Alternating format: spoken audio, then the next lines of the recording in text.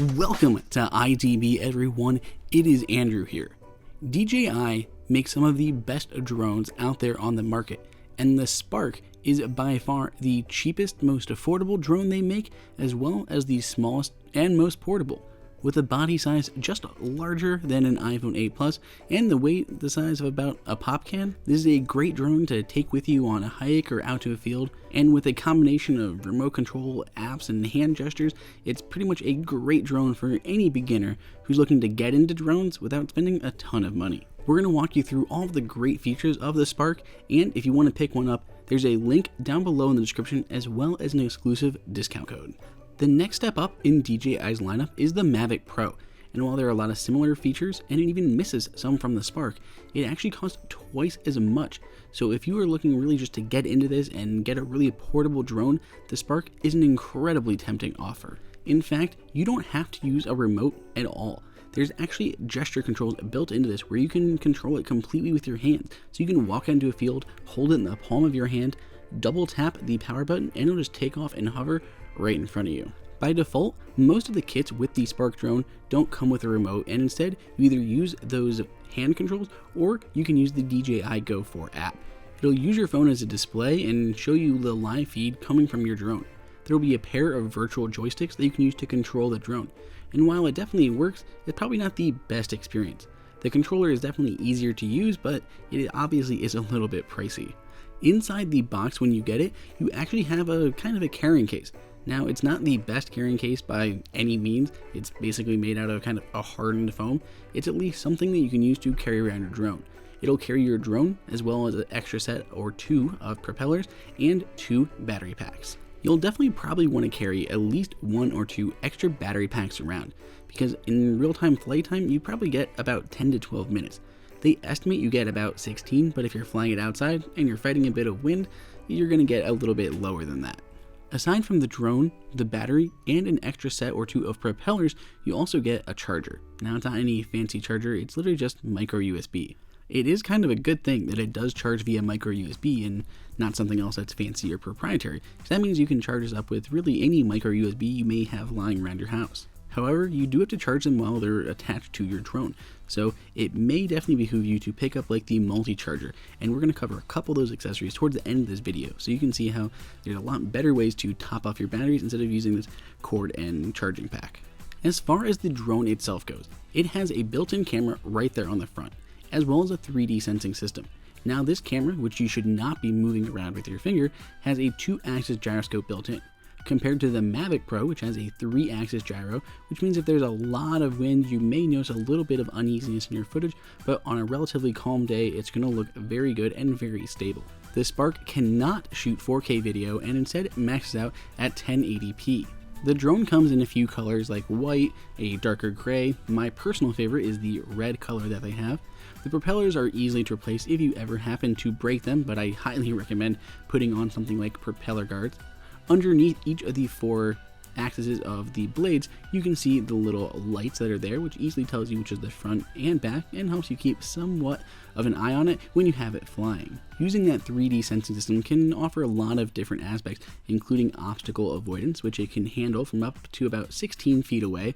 So maybe in the house, obstacle avoidance won't work as well, but it'll definitely help you outside if there's a tree or a building coming into sight. And the cameras are also used for all of those gesture controls, like making sure it sees your face before it goes ahead and launches off of your hand, and as well as watching for your hands to do gestures like moving it around, going up and down, kind of controlling it like the Force from Star Wars. Most of the weight of the drone is pretty much held from the battery. It is mounted along the back on the bottom of the drone. You can see there are 4 little LED dots that'll let you know the actual battery percentage that you have remaining. You can click on that button to go ahead and turn it on. Right above the battery, you can see a micro USB port to charge the drone and a micro SD card to go ahead and provide some storage on board the drone itself. What's great about the Spark is not only does it work incredible outside, but it also can be flown easily inside. I have a fairly small apartment or a townhome, and I can easily fly this around right here in my living room without having to really worry about it bouncing into walls. Of course, I would not switch it into sport mode before doing that, but just easily moving it around definitely works fine, though it can be a little bit loud because it's got some, pretty powerful propellers on it.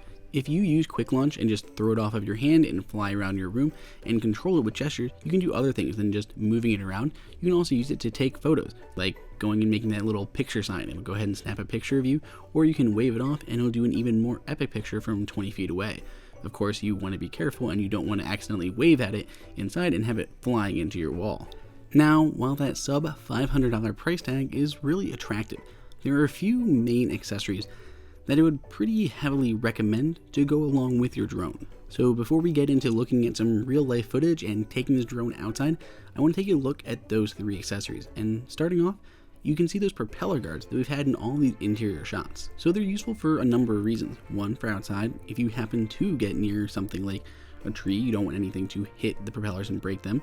Anything inside, you don't want them crashing into a wall or bumping into a human and hitting them with those swinging propellers, or if any animals, like your cat, tries to jump up there and hit it.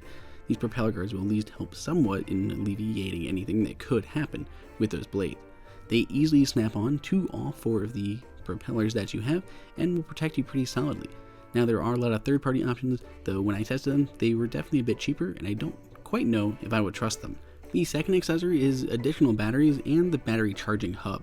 So if you know someone who has a Spark drone, I would really recommend this charging hub because it's pretty awesome as an accessory for the drone. Obviously, it is really beneficial to be able to charge all 3 batteries at the same time. You can also charge them a lot faster than you can through micro USB. It also intelligently charges them based on stuff like the battery and the external temperatures, so it doesn't damage the batteries and hurt the performance. That charging pad that'll hold 3 batteries can be completely charged over micro USB, so you don't need this huge bulky power brick. But if you do opt to include this, there are actually 2 USB ports on it, so you can charge 3 batteries and 2 USB devices all at the same time. In all of our testing between all of our accessories in the drone, this is the one thing that's probably saved us the most by being able to keep us juiced up and our other devices all at the same time. The last accessory is a little bit of a stretch, and that's the actual DJI Controller. It'll easily snap into your smartphone there on the bottom to use as a screen, but give you actual joysticks. It can also give you much improved range. While it is a little bit on the pricey side, if you plan to fly the drone a lot, this is definitely an accessory that you might look at picking up. Now, the drone can take both photos and video in pretty high quality, 1080p for the video, which is definitely good, but it's not that 4K footage that you can expect from other drones. The drone itself keeps its position by using a camera mounted on the bottom, so image positioning and not solely GPS. So what that means is sometimes at night it can be a little bit hairy trying to lock onto the position on the ground, and it'll use that position to offset stuff like the wind. So if there's no way to see the ground, if it's up too high and it's too dark, it can be a little bit fuzzy and it might be a little bit dangerous to fly the drone. It just can't be as accurate as it can be during the daylight when it can clearly see its position. That auto positioning can be really handy. If you fly your drone particularly far away, it can actually return back to where it found. Here is the drone, it was really far away and we just hit return home and it immediately just came back to exactly where it was and landed within inches of where it took off. We did use a mat as kind of its takeoff point as a target for it, but it was able to literally come from far away, use the GPS, get here, use the imaging to land within an inch or 2 of where it took off. This is a really great option if you're flying it outside and the drone is just so far away that you can barely see it, which has happened to us a few times when we've been testing. While the camera on here is pretty solid, it can sometimes look a little washed out depending on the lighting situation, and the white balance can be a little bit annoying. As you adjust from maybe something that's a little bit darker to lighter, it just adjusts a whole lot and it can sometimes overcompensate. Overall though, I'm really happy with how the footage looks, and you can really create some cool cinematic shots using some of the built-in presets that they have. One neat one is Active Track, where you can draw on the screen, select a subject, and it'll follow it along. Now, it's not super fast, so if you try to attach this to your dog and then throw something and expect the drone to keep up with a really fast dog, it's not going to quite be able to do it. But for a lot of things, it does really well, and it's easily able to follow you around.